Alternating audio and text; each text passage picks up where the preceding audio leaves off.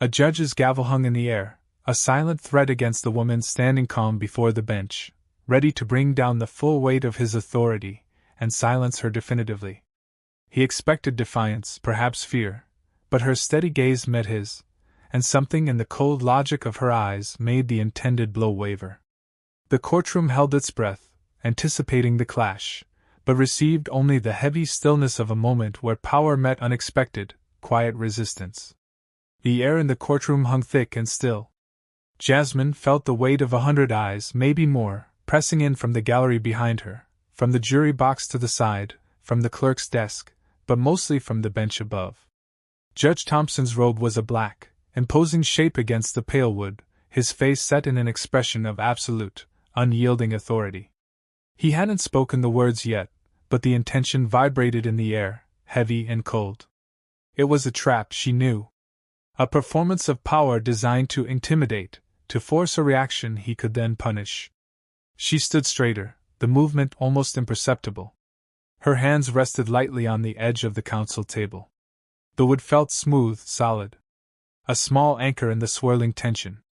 Her focus narrowed to the judge's face, ignoring the peripheral eyes, the low hum of the air conditioning, the faint scent of old paper and polish.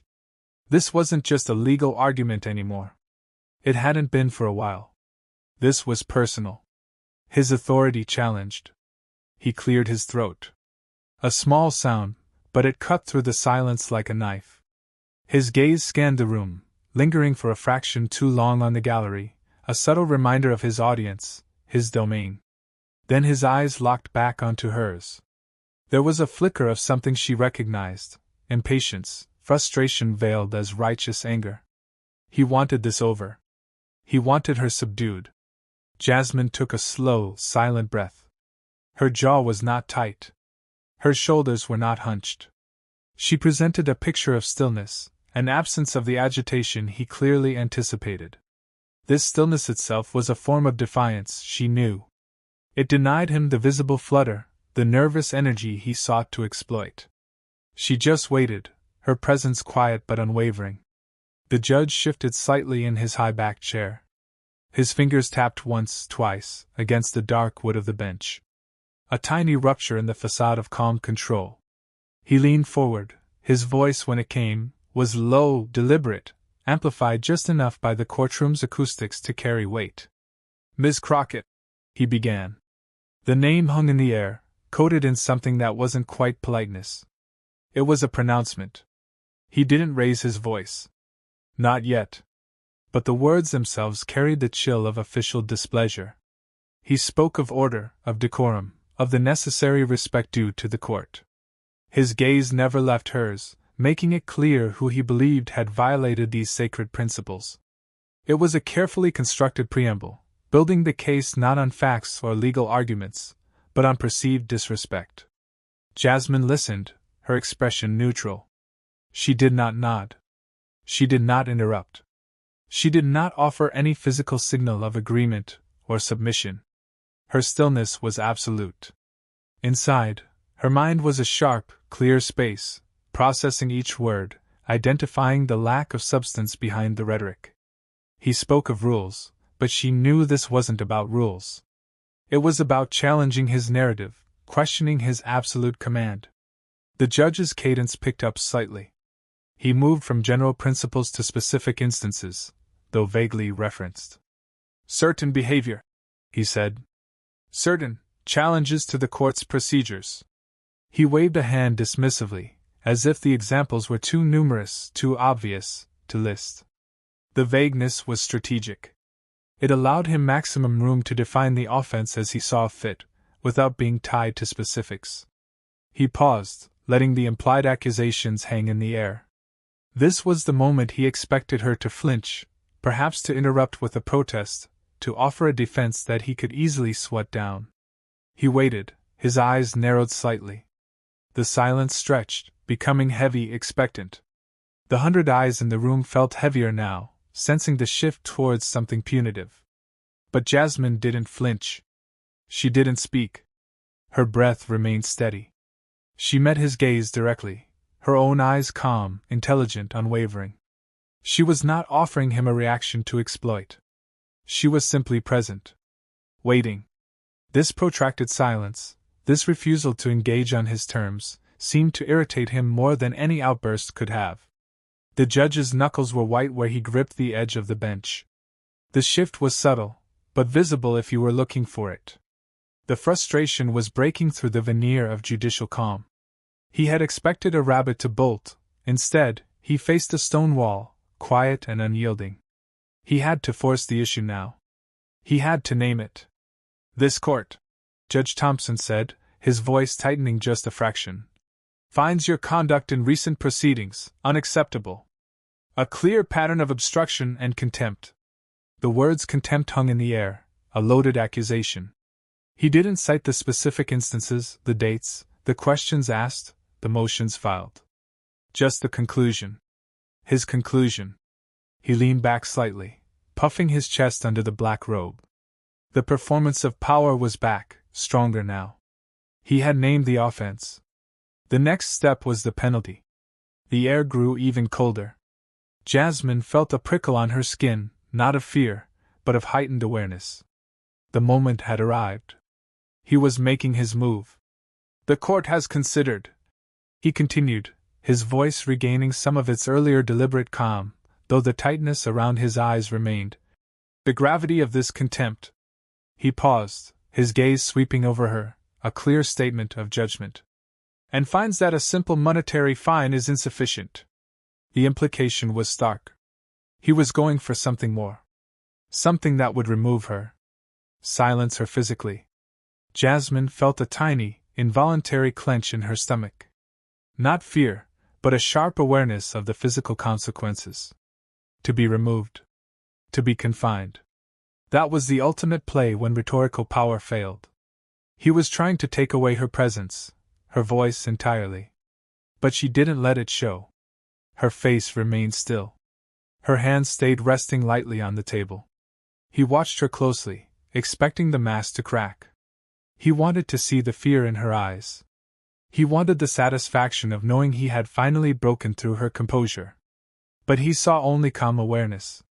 Her gaze was not defiant in a loud, challenging way, but steady, observant. She was not fighting him emotionally, she was simply witnessing his actions. "Therefore," Judge Thompson stated, his voice firm now, building towards the pronouncement, "this court finds it necessary to impose a period of incarceration." The word hung in the air, incarceration. A chilling sound in that formal space. He was saying it. He was attempting to order her jailed. For contempt. Without a formal hearing, it seemed. Just his declaration. The courtroom was utterly silent now. The 100 eyes were fixed wide. A collective intake of breath seemed to ripple through the gallery. This was unusual. This felt like an overreach, even to those unfamiliar with the specifics of the case. A palpable tension filled the space, different from before. It was shock. Jasmine felt a strange sense of clarity settle over her. The noise in her head, the strategic calculations, all fell silent. There was only this moment, this man, his words, and the stark reality of the threat. Incarceration. Jail. It was real. He was trying to do it. She did not move. She did not speak. She simply looked at him. Her gaze was not accusing, not pleading. It was analytical. As if she were studying a specimen under a microscope. Observing his facial tics, the slight tremor in his hand now resting on the bench, the way his chest rose and fell a little too rapidly. She saw the power play, yes, but she also saw the man executing it, and something in his posture, his gaze, suggested not absolute conviction, but a desperate assertion of control. The judge seemed unnerved by her lack of reaction. He had expected protest, maybe tears, maybe anger. Something he could point to as further justification for his action. Her calm presence in the face of the threat seemed to steal the energy from his pronouncement. He cleared his throat again. "For a period of, say, 24 hours. He added the duration almost as an afterthought, as if pulling it from the air. It sounded less like a considered sentence, and more like an arbitrary number chosen to sound significant but not overly harsh, perhaps anticipating an appeal. He waited. The ball was in her court now. He had stated his intention. He had named the penalty. What would she do? Would she argue? Plead? Demand a lawyer? Anything would be a reaction he could manage, contain, use. Jasmine finally moved. It was a small movement. She reached down to the counsel table and picked up a single, slim folder. Her movements were slow, deliberate. Every eye in the room followed the motion. She didn't open the folder immediately. She just held it. The action itself seemed to carry weight, a quiet counter-movement to the judge's assertion of force. She looked back at Judge Thompson. Her voice, when she finally spoke, was clear, calm, and pitched just right to carry through the microphone without being loud. It was a controlled instrument. "Your Honor," she began. The formality was correct, but her tone was not deferential. It was steady. "You have found me in contempt," she stated, not as a question, but a simple acknowledgement of his words. She paused, letting that sink in.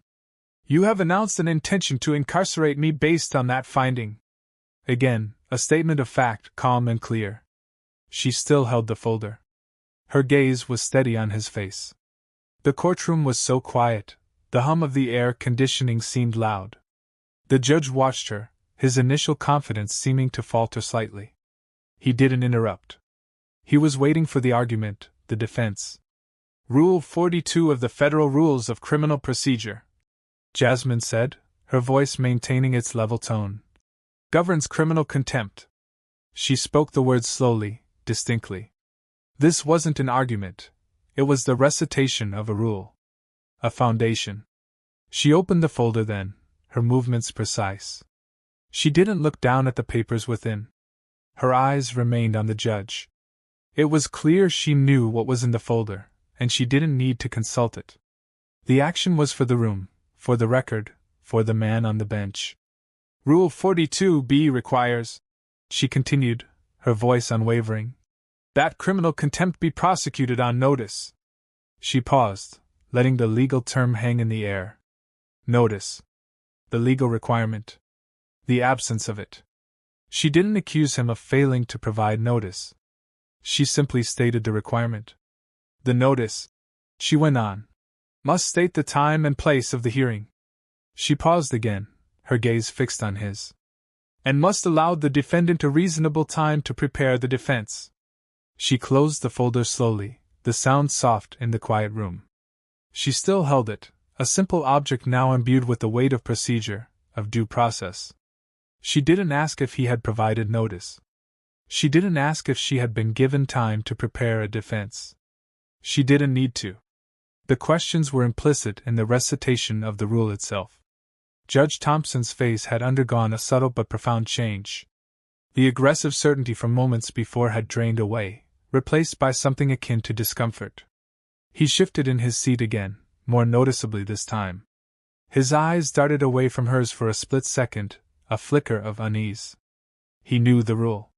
He knew he had not followed it. His attempt to impose summary punishment, while sometimes applicable in narrowly defined circumstances in his presence, was on shaky ground for the broader pattern of conduct he was citing. And by stating the rule, calmly, precisely, without accusation, she had boxed him in. "It must also state the essential facts constituting the criminal contempt charge," Jasmine added, her voice still calm, adding another layer to the procedural requirement. She didn't need to point out that his vague reference to unacceptable conduct was insufficient. The contrast between the rule and his action was stark. The silence that followed wasn't tension. It was attention. Every single person in the room seemed to be holding their breath. The judge said nothing. He looked from Jasmine, to the folder in her hand, to some indeterminate point above her head. His gaze was unfocused. The momentum had shifted entirely. He had intended to use his power, his position, to unilaterally impose a severe penalty. He had expected a fight on his terms, emotional, defensive, perhaps legally weak protests he could easily dismiss. Instead, he was met with quiet, procedural precision. She wasn't arguing her innocence, she was simply stating the rules governing his ability to punish. And by stating them, she highlighted his deviation from them. Jasmine remained standing, utterly still again, holding the closed folder. She didn't press. She didn't add anything else. She let the simple truth of the procedural requirement hang in the air, a silent, irrefutable counterweight to his attempted exercise of raw power. She wasn't demanding anything. She was simply pointing out the framework he himself was bound by, the framework he seemed to have forgotten or deliberately ignored in his haste to punish. The judge's jaw was now visibly tight. He looked less like a figure of imposing authority, and more like a man cornered, suddenly aware of the legal ground crumbling beneath him.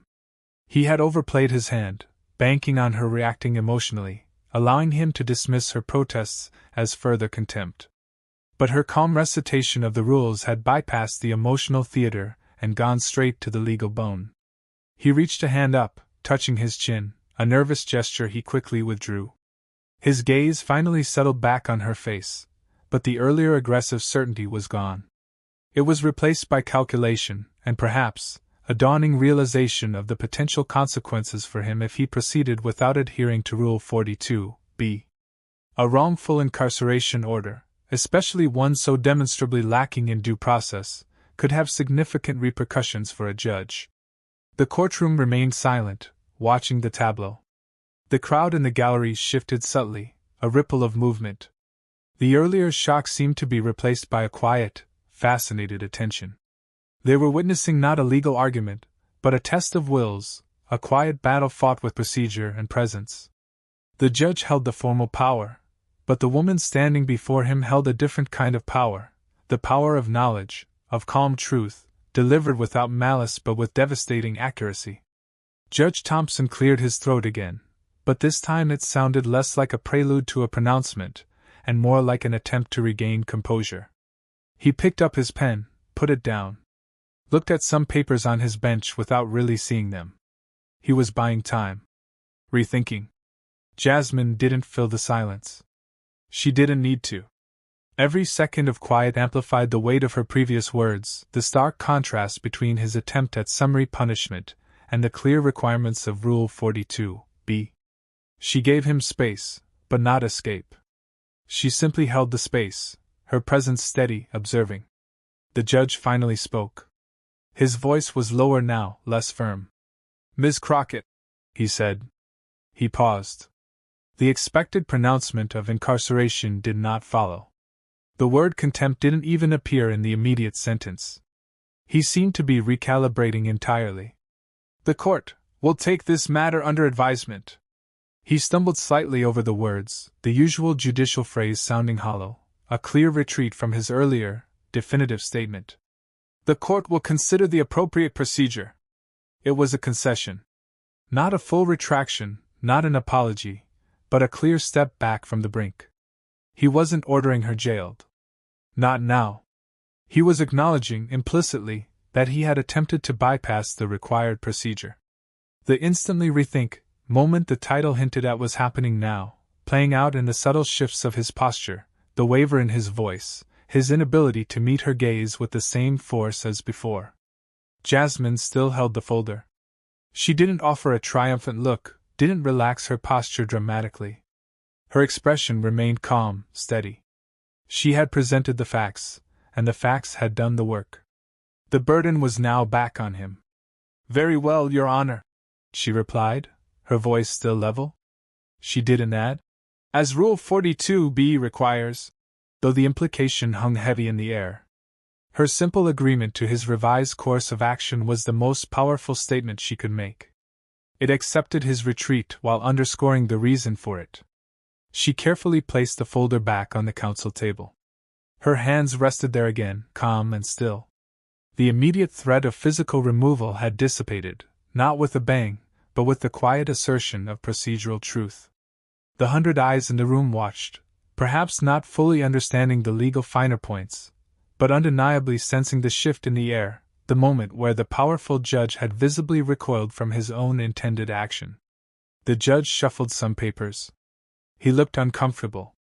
The absolute authority he projected earlier had been fractured. He hadn't just been challenged. He had been quietly, procedurally cornered, forcing him to step back from an action that could have exposed him to significant scrutiny. His attempt to use incarceration as a blunt instrument of control had been countered by the precise application of the rules he was sworn to uphold. He turned his attention to other matters before the court, attempting to regain some semblance of normal procedure, but the earlier tension, the earlier power dynamic, was irrevocably altered. The courtroom felt different now. The silence was not just anticipation, but reflection. Reflection on the attempted power grab, and reflection on the quiet strength that had met it not with defiance, but with clarity. Jasmine remained at the table, a steady, composed figure. She wasn't celebrating. She wasn't visibly relieved. There was simply a continuation of her presence, grounded and calm. The battle wasn't over, she knew.